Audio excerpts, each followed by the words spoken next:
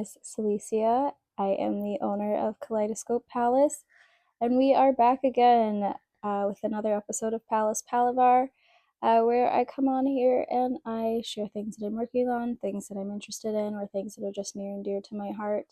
And today's episode is set up a little different. It's been a while. Usually, I write up something and I kind of share my thoughts on that. Um, I didn't write anything, so this one is just kind of free willed from the heart. Um, and just, yeah, I'll get right into it. As always, share your thoughts and comments down below. I been thinking about being in community. It's something that I took a really long break from that we've talked about in past episodes, and I'm coming back into it.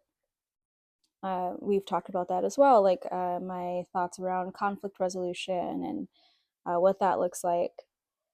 Um, I think back to a time when I was in high school, and I had a group of friends, and I loved them.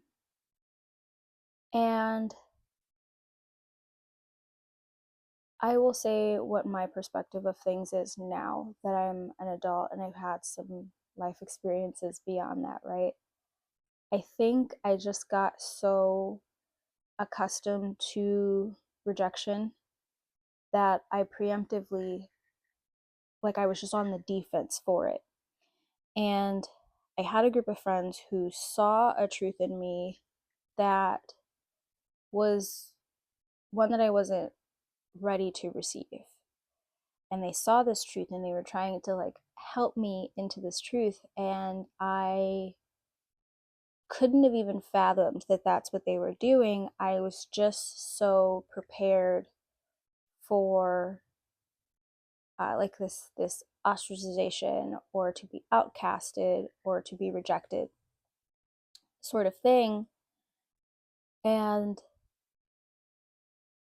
we had that interaction, and the friendship was just never the same. Essentially, I feel as though I ended up manifesting the very rejection that I was afraid of. Um, and I came up with all kinds of reasons for why maybe that happened, but I'm looking back on it now, and I, I, that's how I feel about it now. And with that new information, I don't want to carry that into other places in my life. However, I'm in this strange place because if you know me, if you've ever seen me outside, if you've ever engaged with me, you're probably under the perception that I am a really sweet person. Um, I like to be nice. I like to be kind. I like to be generous because I value those things.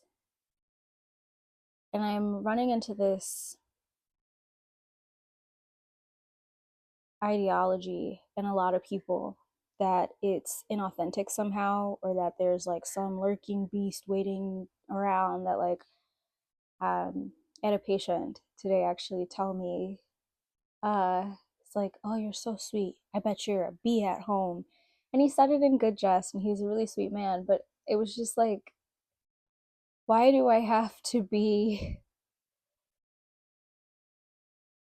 like, why does it have to be inauthentic?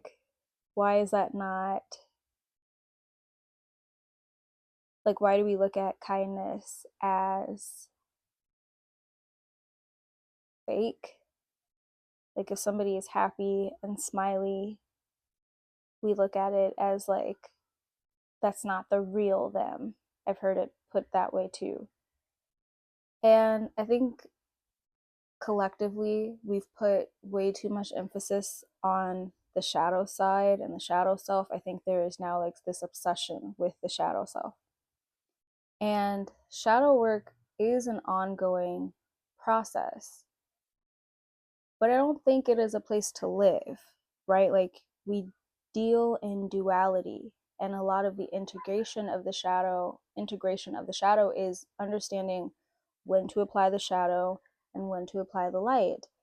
And I think if you're looking at the light as, oh, the light isn't authentic because you know the shadow exists, like that's backwards.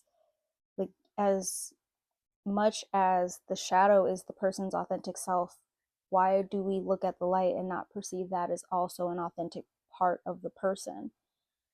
Um, and I've been out and about, and it's just, I've had other people kind of mention this idea of like the shadow self, and it's, I am comfortable with my dark.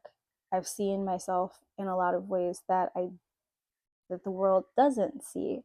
And I think what makes it a shadow, right, is that it is an intimate part of your experience. You don't share that side with everyone because not everybody deserves that, right? Um,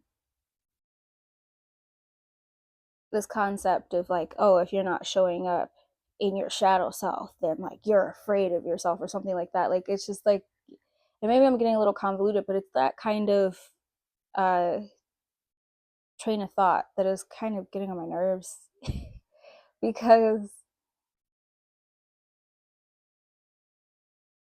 I feel like you reach a point in your healing journey where, okay, you've seen yourself at your lowest, you've seen yourself angry, you've seen all these sides, you know what you're capable of, you know the depths of your soul, you've seen the depths of your soul, you've seen yourself, completely undone, and you've made peace with it, and you love that person, and you find ways to heal that person, and you understand where that person is coming from, and you grow beyond it. Well, once you've done that, you don't like live in that person, like that person is always a part of you. Yes, those experiences do shape who you are, but then you move beyond that, you evolve into something else, and the integration of that other side is authentic. Like, I hear a lot of talk about, oh, authentic self, but then people come to you with these predisposed notions of how you're supposed to show up. And when you don't align with who they think you're supposed to be, well, now all of a sudden you're inauthentic, you're fake, because you don't match whatever narrative they've written about you in their mind.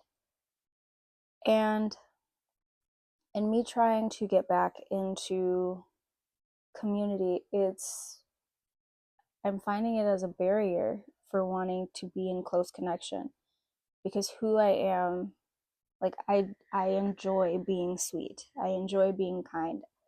And I'm not looking for anything. I'm also not dumb. So I can tell when people are trying to take advantage of me.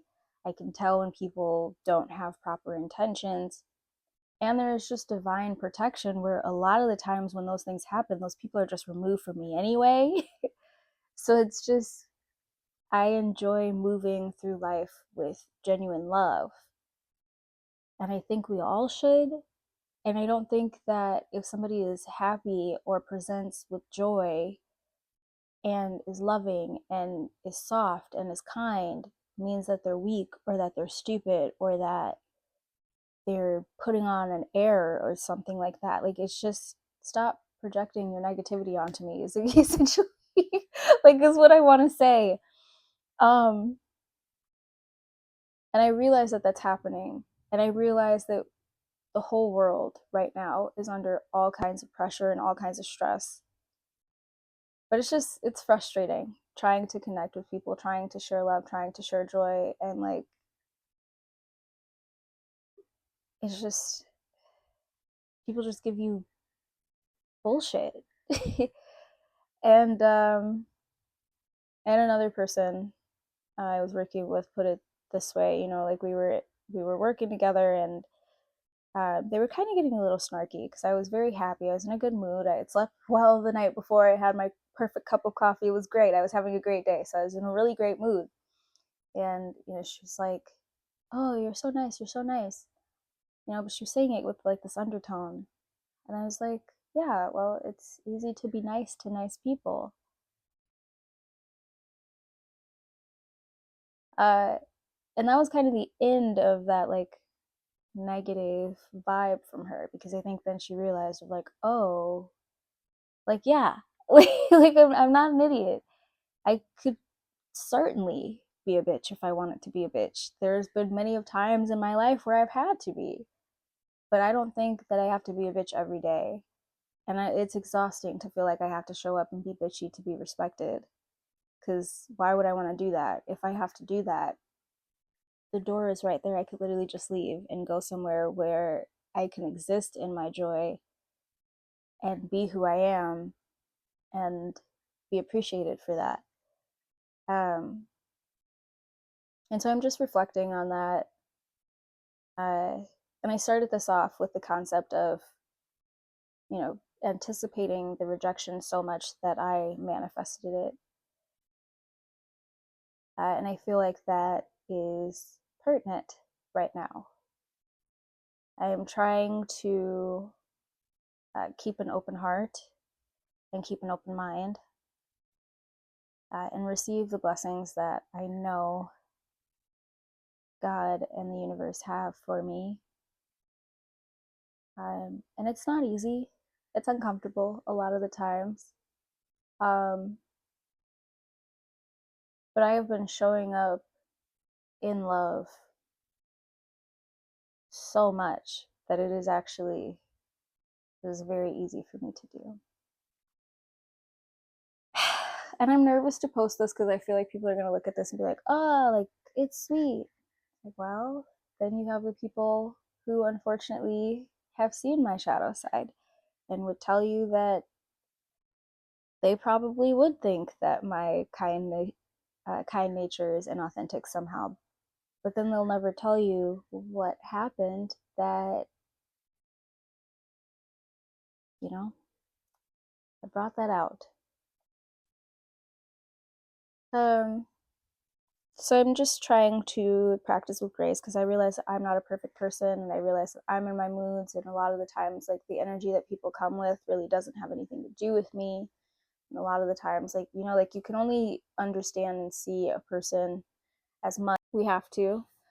Moon Part 2 is still available. If you are curious about my shadow side and any of those shadow experiences, you can read about them here. I'm not a nice person because I've never been through anything. I'm a nice person because I have been through things that a lot of women don't survive. Yeah, you can read about that in Moon Part 2 on the website. We also have Cloudless Sulfur. I feel like creating this journal and working with this journal has also helped me to reflect and sort of take accountability for the ways that I was showing up in the past, in my communal relationships, and the expectation that I had on those relationships plays a role in that as well. So yes, just a really great, informative, and transformative journal for my own life. Cloudless Sulfur and Moon Part 2 are available on the website. You feel free to kick around there. I've got poems online, I've got totes, hit other fun things. Sun is now beginning its rollout. We have Part 1 up and streaming on all major streaming platforms. And Part 2 of Sun is coming soon, so stay tuned. And thank you all. Love you. Bye.